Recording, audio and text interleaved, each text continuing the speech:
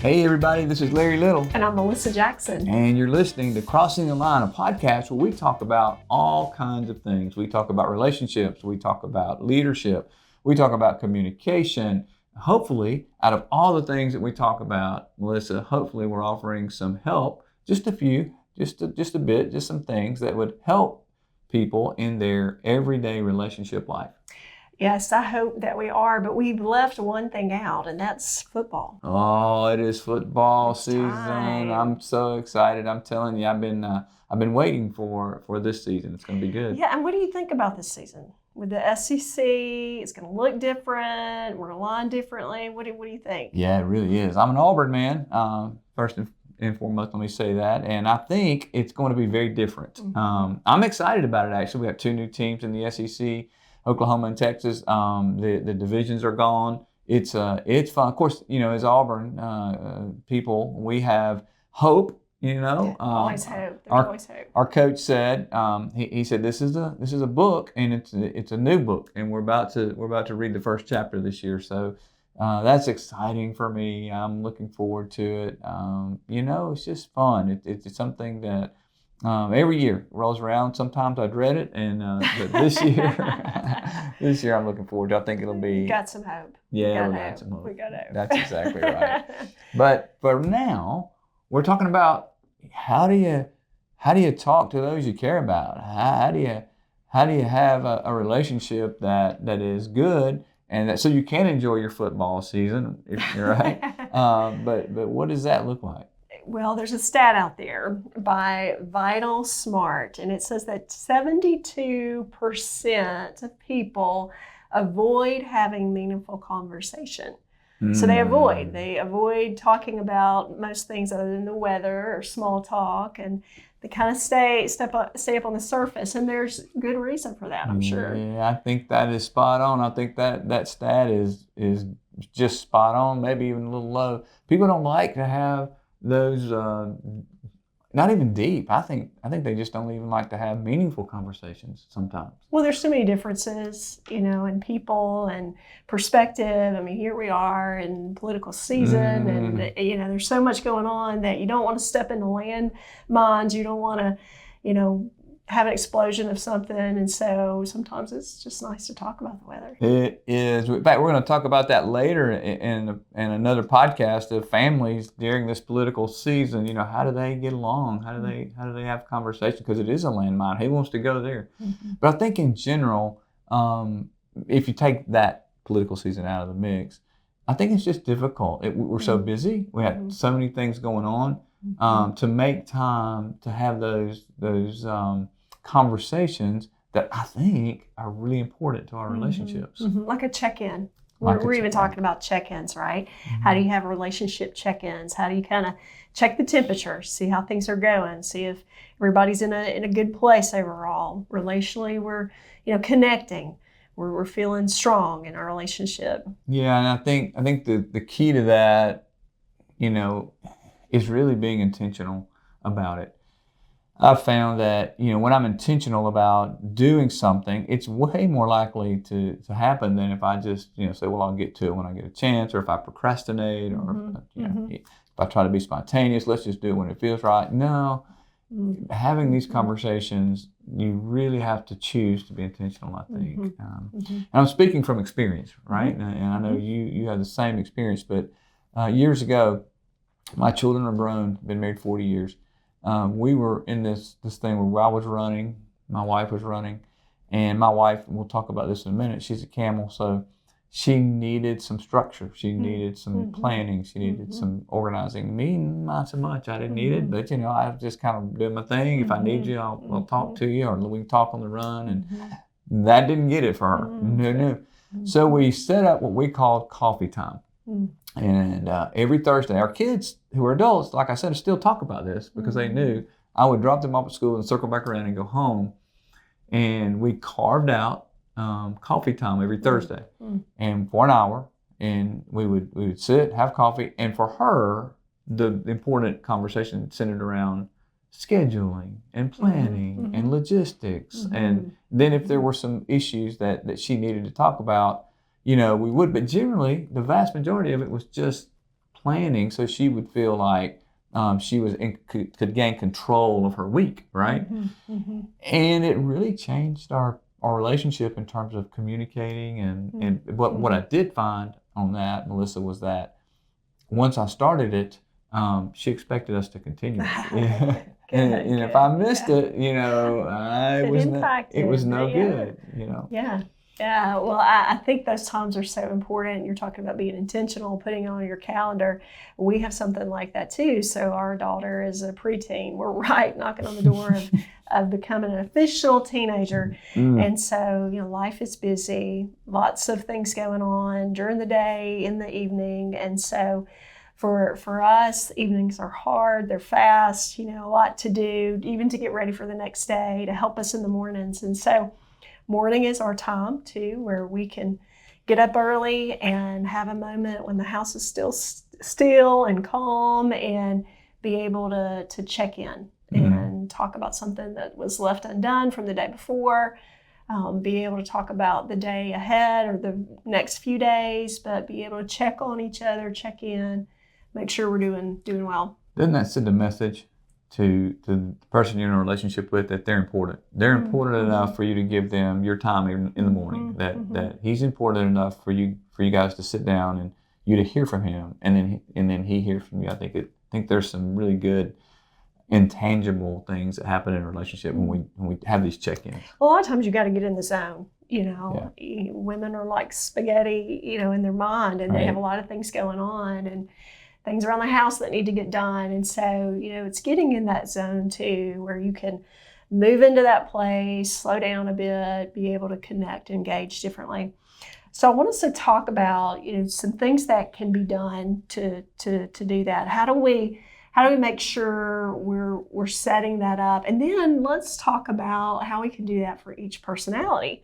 So we can give some good tips, some tools, so that each personality we can talk specifically about things that meet their needs from a conversation standpoint. I think that's important. Now, there are two different things we need to be aware of. One is that this check-in that is regular, like you're talking about in the mornings, like I did weekly. So that's really important. That's what I call just the common check-in time. There are other times we need a conversation when something comes up outside of that time, and we need a conversation. We don't need to just do this as we're passing by. So many times we get into a little bit of trouble because maybe I'm ready to talk and I come in and I want to spill the beans right now and just talk about things, and she's not ready. She's just not a good time. She's got to meet, like you said, nights are hard and a lot of things going on. So there are two different situations we want to talk about, but these things apply to both. Just know that you need both. You need that ongoing regular time, but you also need to know what to do when you need to have a conversation that's not in that regular time. So I think the first thing is this. First, we need to be intentional about setting up the conversation. Right. So you just mentioned that. We don't come off the cuff with it, shooting from our hip. Maybe it's on our mind. We want to talk about it right now. I find myself doing that before I forget. I want to have the conversation, but is it the right time? Does the situation allow for that? We've got to use some wisdom on knowing I might have to hold this and make sure we're setting up the best case scenario, the best time environment to be able to talk. You just said it, and that's the second thing. We've got to make the time. We got to set aside that time and make it a priority, because it's really important. Timing is everything in these conversations. So if we don't make the time, if we don't make it happen, they won't happen. So it's setting up the conversation, but then making the time. Now, it's also knowing there's never going to be a perfect time. That's right. So good. That's right. It's going to fall from the sky of here you have time and people are in the same mode. So that's not what we're talking about, right? But being able to focus it might even set you up to be able to say, hey, I do need to talk to you about a couple of things, and I need for us to find some time. When can we have 15 minutes? That's it. So you're helping that other person cue in. You're verbalizing. You're not stepping back and just waiting and finding the moment doesn't happen and being disappointed in that. Instead, you're helping get a agreement, a time, a connection that'll work for both of you. And then, as the old Nike commercial said, you may not even remember it, just do it. Then just do it and make it happen. And you'll be so glad you did. Set it up, make the time, and then just do it and make it happen. You can set some parameters to that to help both of you know, what is this about? Is it just having conversation? Are we just checking? Are we just kind of getting a temperature gauge, a read on things? There's no real action that needs to come from this.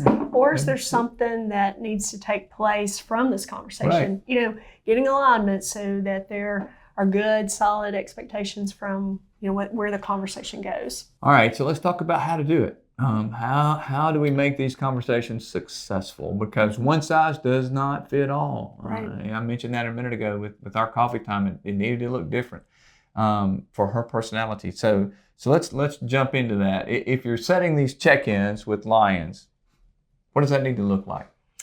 For lions, first of all, they're not going to need those probably, or they're going to want to give you the bullet points, They do not need those. really Let's quickly. move on. We connected, didn't we? We're right. in the same room, right? Hey, look, we got that task done. We connected. Let's go. So we're laughing here, but you know, they're thinking make something quick, make it easy. You know, don't you know, expect a lot of deep conversation necessarily. How can we get to the point? Not beat around the bush. How can we talk about what you need to talk about, or I need to talk about a couple of things. It's 1, 2, 3 kind of thing. Yeah, that's exactly right. I always say when you're doing this with lions, think in big rocks, talk in big rocks, and show respect for their time. When you do that, that sends a strong message to them that you have thought through what you're going to say. Big rocks, they don't need the details, and then let them go. Boy, that'll be effective if you're trying to reach the lion. Now, if you're a lion, you gotta realize that that's not what the other personalities need, and we'll talk about that in a minute. But quick conversation, getting to the point. Yeah, a quick example. My wife needed the meeting every week. I thought it would be a good idea to check in once a quarter or so. Once a quarter? And she needed she needed every week, and she needed planning and those kind of things. So just a difference of perspective, Melissa. Very just much difference so. of perspective. Well, let's talk about the monkeys. When you're in a check-in with the monkeys, what does that look like? Monkeys value this conversation. You know, they really want you to set up an opportunity to talk, and it needs to be longer than, a few minutes. You need to really carve out some time because they're going to want to talk about, the pieces connected to the pieces, and what they experienced this week or this, yesterday, and really connect through that conversation. And that can go on, and it can go on, and go on, but it's connecting and having fun. You wanted to butt in. I saw you. I did. I was trying to get on with it. Good night. Let's move. But that monkeys need that. They need fun. Yeah. How you feeling? How you doing? They want to know. Do you care about me first, and then we'll get to the agenda and things going on, right? They do be want to tell interested you about. in me. Yeah. I want to know what happened to me today while I was at the grocery store. Come on. Can we move now? I'm not sure, but okay. All right, let's go to those turtles. How do you have a check-in with a turtle, Melissa? I mean, it's going to take some time, right? It's not a drive-by. No. It's not a drive-by, Larry. You have a turtle in your life.